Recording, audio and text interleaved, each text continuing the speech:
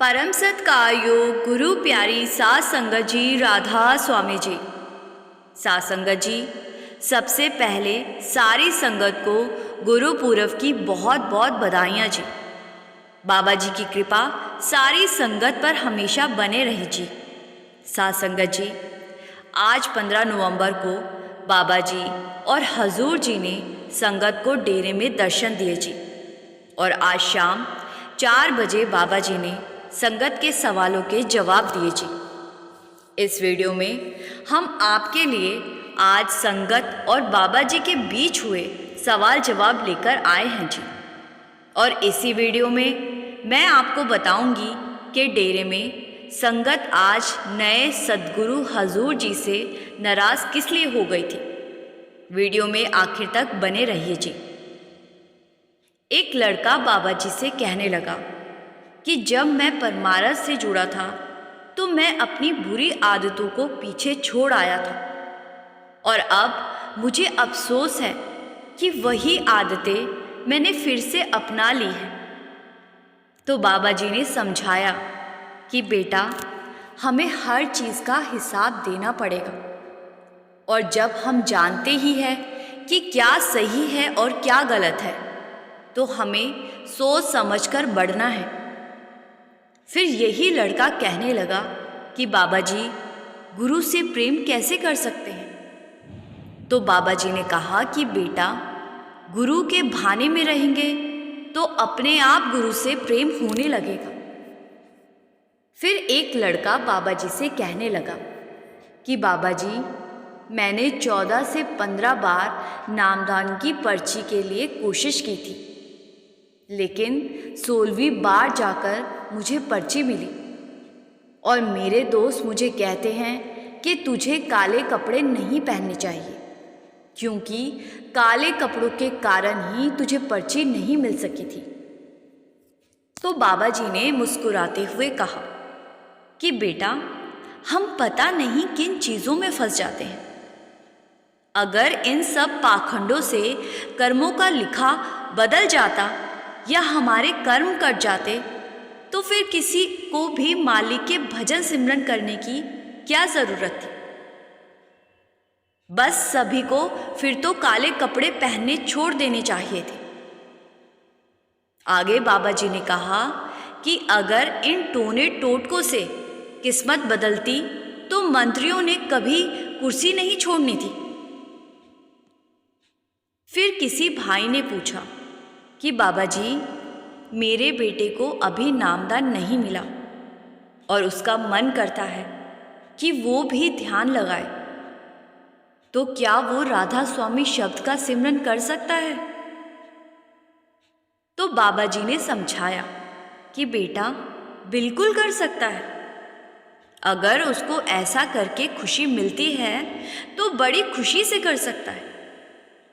ऐसा करने से उसकी नींव पक्की हो जाएगी और आगे चलकर जब उसको नामदान मिल जाएगा तो उसको दिक्कत नहीं आएगी। फिर एक लड़की कहने लगी कि बाबा जी, मेरी शादी बहुत लेट हुई है और जिस वजह से समाज मुझे बहुत कुछ सुनाता है। तो बाबा जी ने समझाया कि बेटा, दुनिया को हम कभी खुश नहीं कर सकते।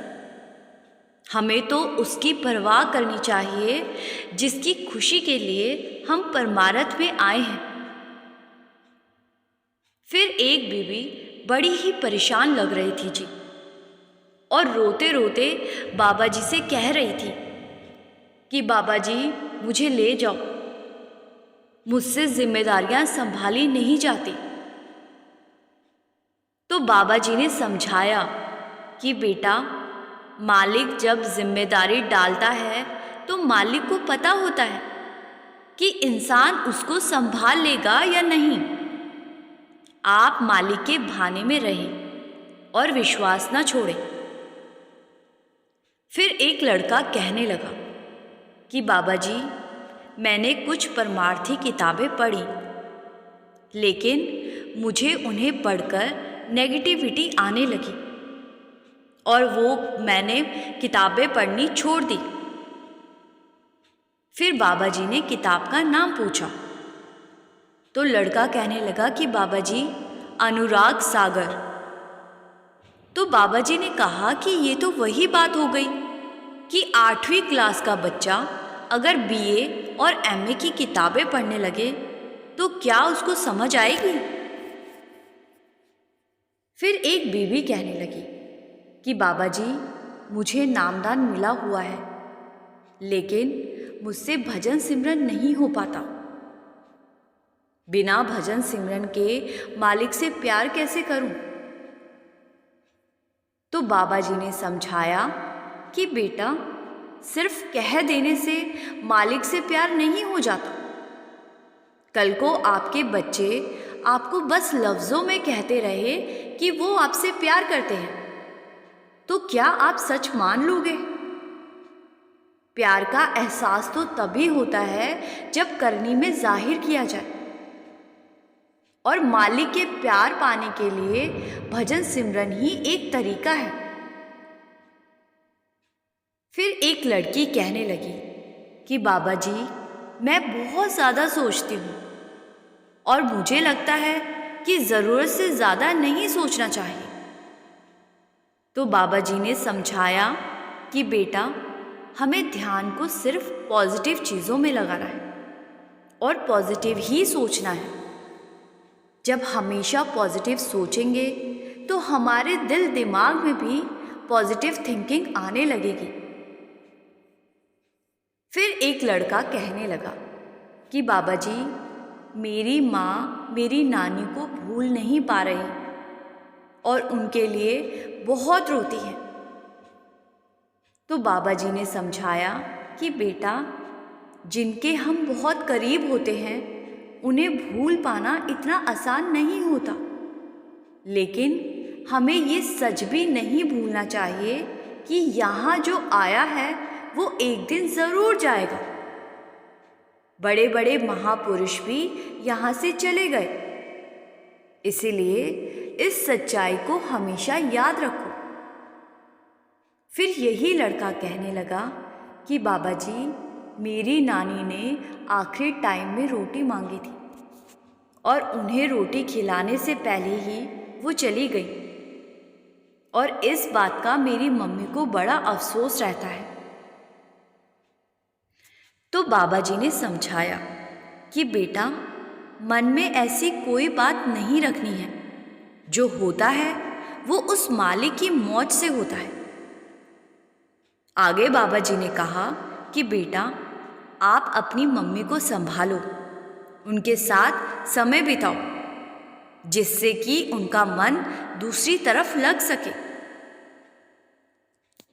फिर एक लड़की ने बाबा जी से पूछा कि बाबा जी, बुरे काम करने वाले लोग हमेशा खुश रहते हैं और जो सेवा भजन सिमरन करते हैं उनके हिस्से में दुख आते हैं, ऐसा किस लिए होता है?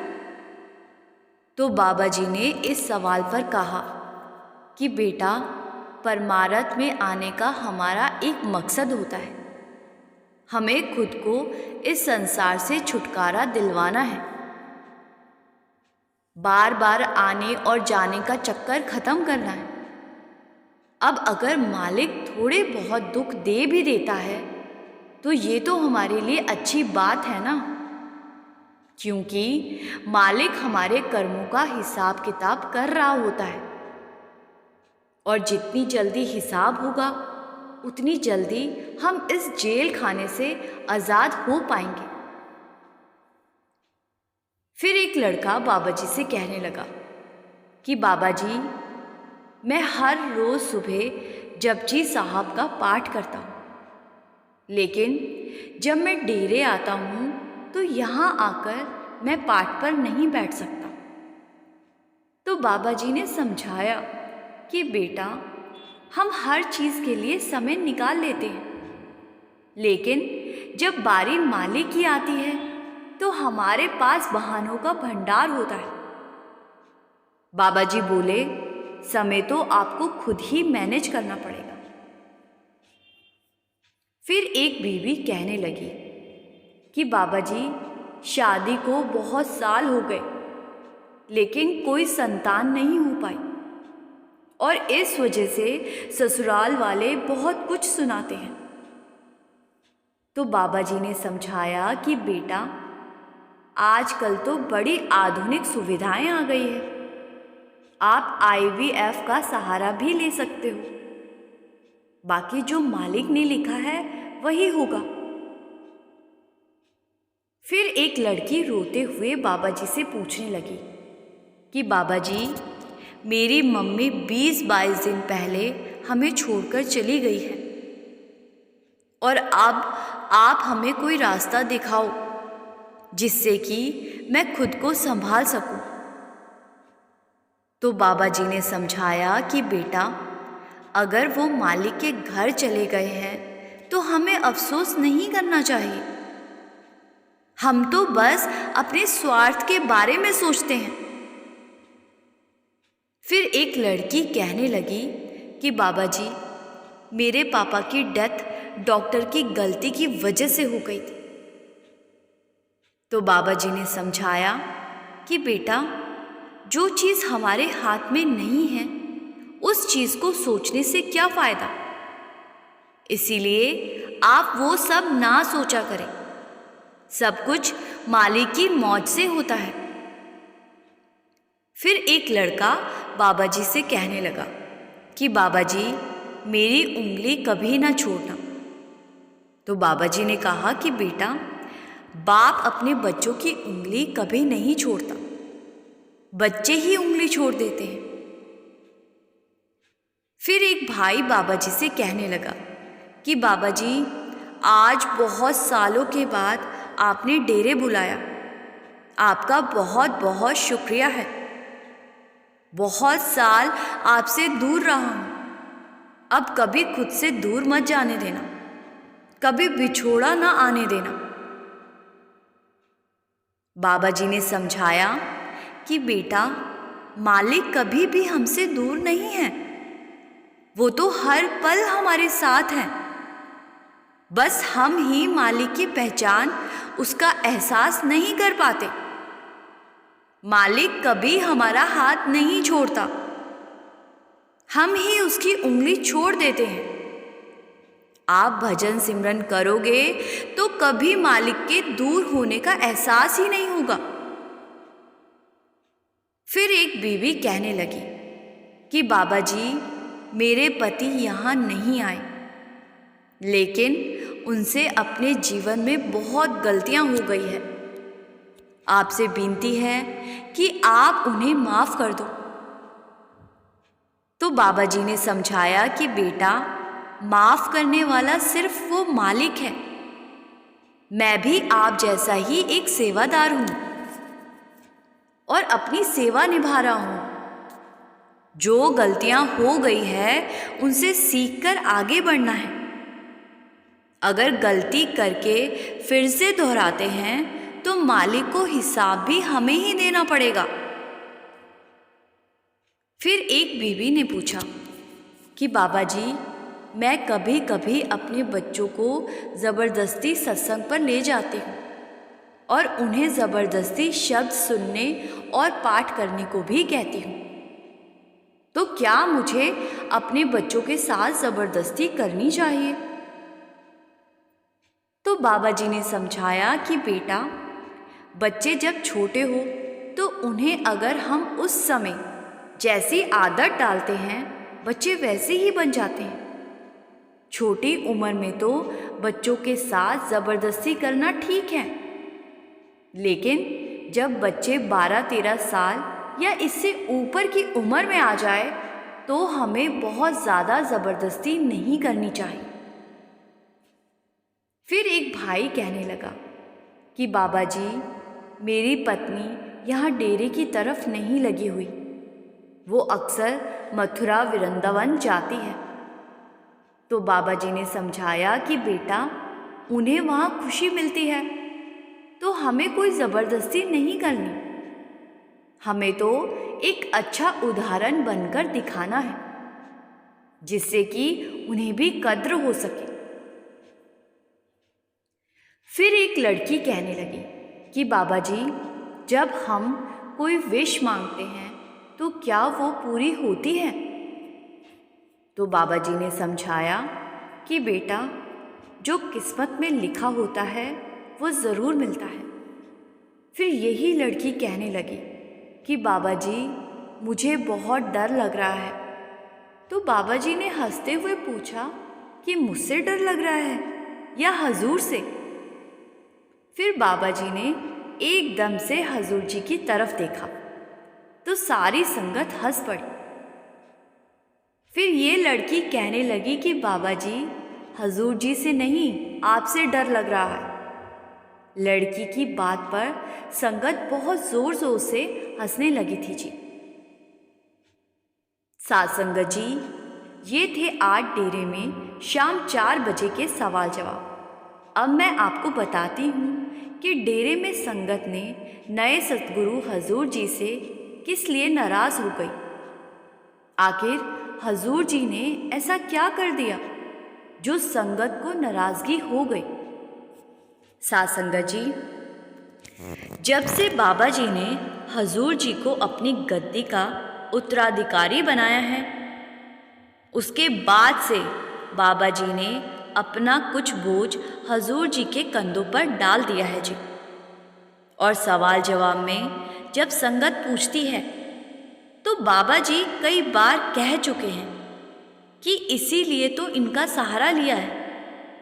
और डेरे में बहुत बार ऐसा हम सब देख भी चुके होंगे कि जब बाबा जी कोठी से बाहर नहीं निकलते तो संगत और जत्थों को दर्शन देने के लिए हजूर जी को भेज देते हैं, क्योंकि हजूर जी और बाबा जी में ज़रा सा भी फर्क नहीं है। दोनों के शरीर भले ही अलग हैं, लेकिन दोनों ही उस एक कुल मालिक का रूप है जी।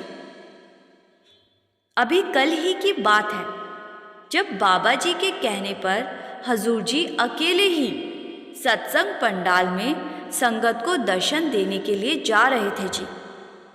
और कोठी से निकलकर सत्संग पंडाल तक पहुंचने वाले रास्ते में एक जत्था हजूर जी के दर्शन करने के लिए बैठ गया जी। ये जत्था कहीं बाहर से आया था और इन सेवादारों को जैसे ही पता चला कि हजूर जी अभी कुछ देर में सत्संग घर जा रहे हैं, तो इन्होंने सोचा कि हम यहीं रास्ते में बैठकर हजूर जी के दर्शन कर लेते हैं, क्योंकि जत्थों को अपनी सेवा छोड़कर सत्संग पंडाल में जाने की अनुमति नहीं होती जी। तो ये सब बीच रास्ते में बैठकर हजूर जी का इंतज़ार करने लगे। और कुछ ही देर में हजूर महाराज जी की गाड़ी उस रास्ते पर आई जी। लेकिन हजूर जी ने रास्ते में इंतज़ार कर रहे इस जत्थे के सेवादारों पर दृष्टि नहीं डाली और सीधे सत्संग पंडाल में चले गए जी। और इस बात से उस जत्थे के सेवादार नाराज़ हो गए जी। उन सेवादारों को समझना चाहिए कि हजूर महाराज जी बाबा जी के आदेश के बिना किसी पर भी अपनी दृष्टि नहीं डाल सकते जी। बाबा जी का हुक्म था कि सत्संग पंडाल में बैठी संगत को दर्शन देने हैं और संगत पर दृष्टि डालनी है। तो हजूर जी ने सिर्फ बाबा जी के हुक्म की पालना की जी। संत महात्माओं को मालिक जैसा आदेश करते हैं, संत महात्मा वैसा ही करते हैं जी।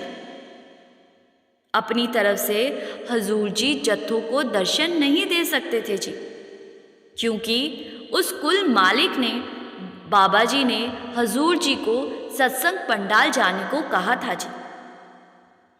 और साथ संगत जी, सबसे बड़ी बात हमें ये भी समझनी चाहिए कि गुरु ने अपनी मौज में अगर हम पर कृपा करनी है तो 7 समुंदर पार से भी कर देते हैं जी।